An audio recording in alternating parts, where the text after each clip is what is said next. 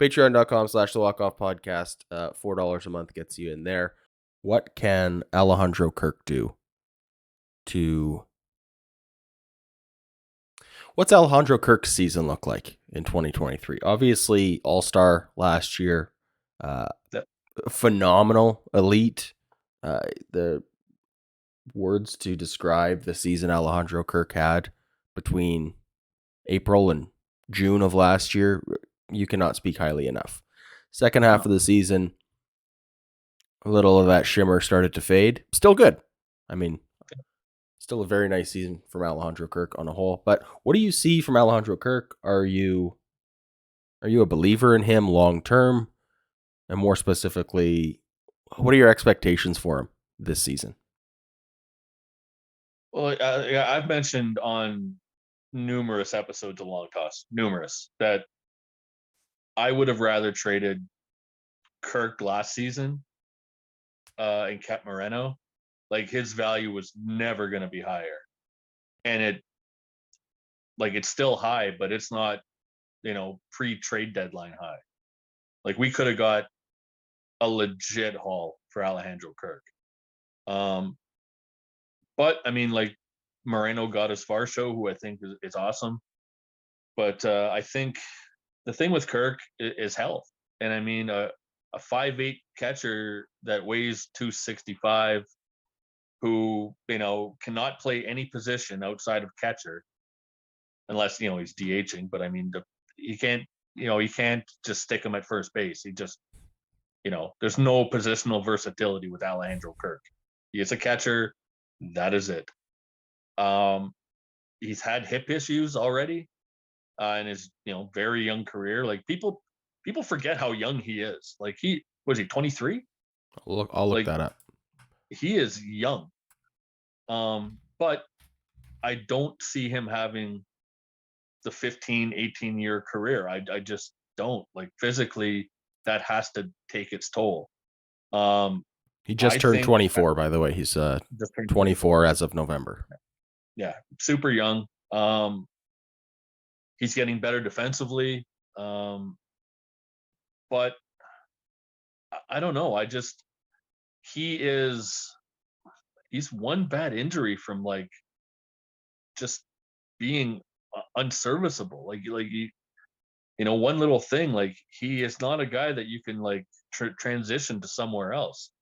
I think he's always going to bat for contact. He's just got that beautiful level line drive swing.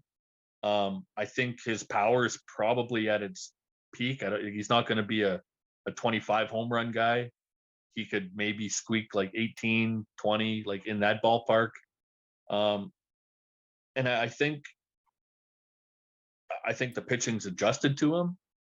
When he first came up, like, this guy's going to hit 300 for the rest of his career. And the second half of the season just proved that, like, it's really tough to hit for a good average in Major League Baseball. Pitchers will figure you out. Analytics departments will figure you out. Do I think he's an all-star this year? I just don't. I think Adley Rutschman is kind of blocking that. Yeah. Do I think he, like, if I was going to pick numbers, like, I think he could still hit 280, have an OPS around maybe 800 if he stays healthy. But I don't think Alejandro Kirk is the elite catcher that we think he is. I think he's really good, and but I just don't see it being sustainable over a long period. Man, I hope I'm wrong, but I'm not an Alejandro Kirk guy. I mean, I love him, but I'm with you too. I think of the three catchers, he was the guy I was hoping was going to get traded. Yeah.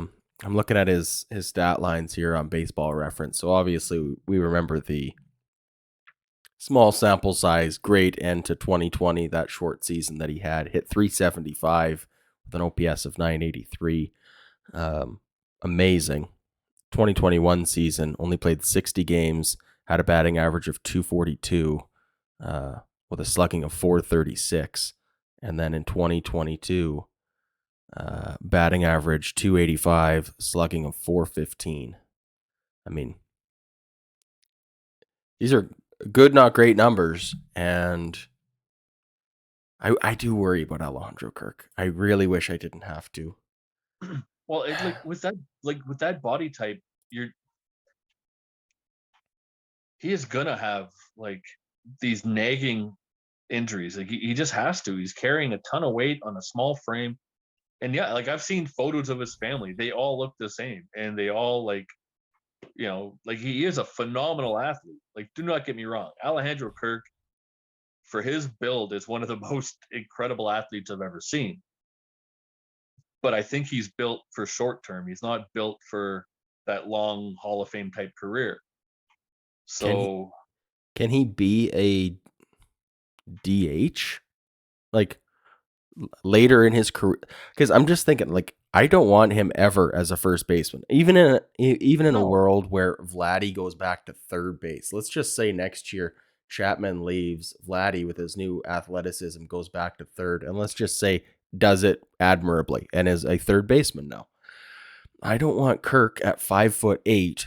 Just think of no. all the bang bang plays you have at first base where they're out by an inch or they're safe by an Yep. inch, and now we have the shortest guy in the league stretching for a ball at first. Like every bang bang play is now safe if you're Yeah. 5'8" at first base, right? And how many errant throws that both threw at Vlad last year He that never Vlad could catch pick? anything.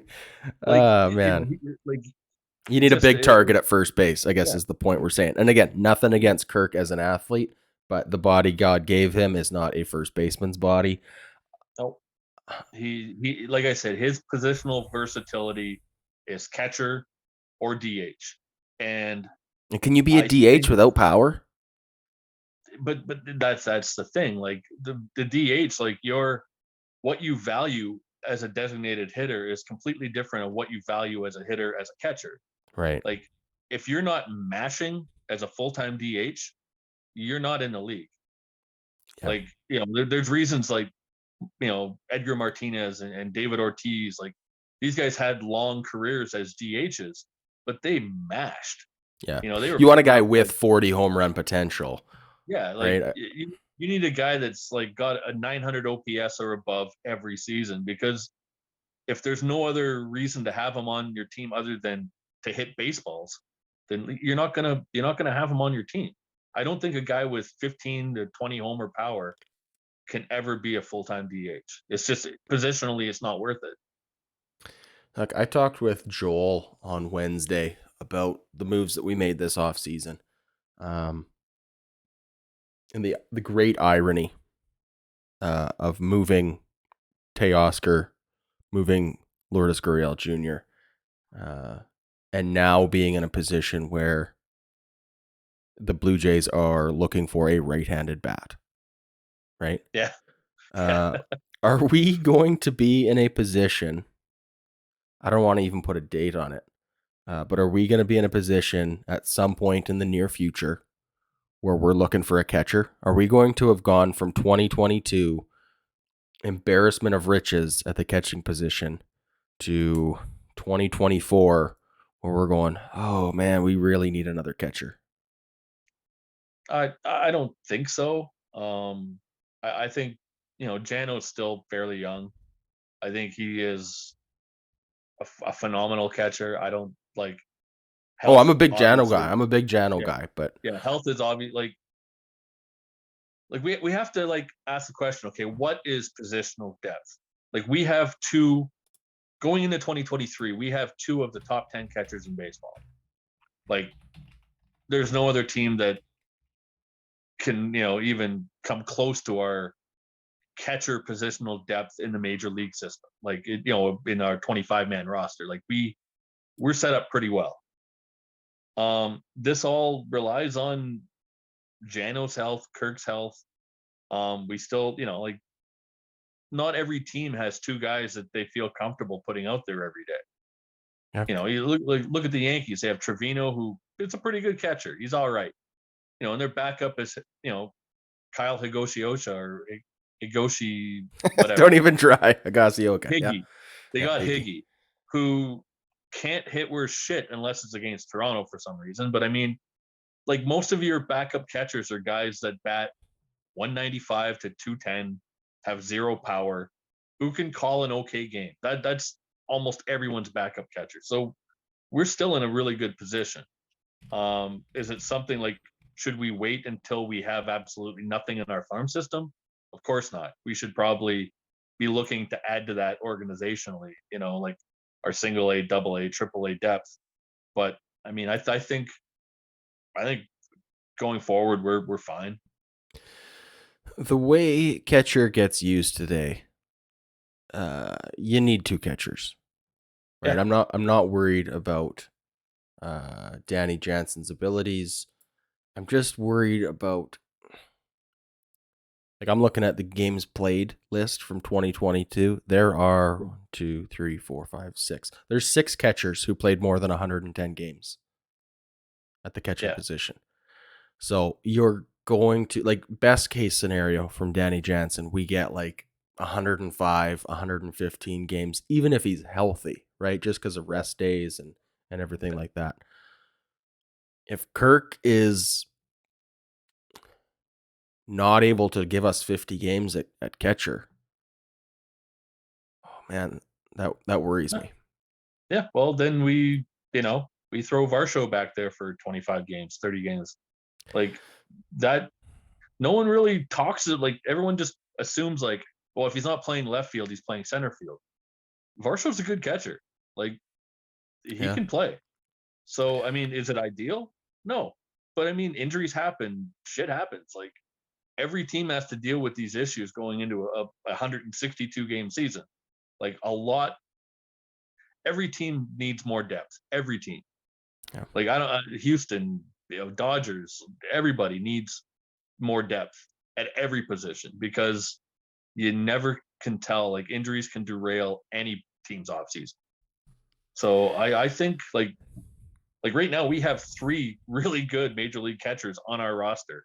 One happens to be our starting left fielder. That doesn't really change the fact that he's still a pretty good catcher. Like I don't want him playing 40 games at catcher, but I mean if he has to, Yeah. I don't think he's going to have an issue with it.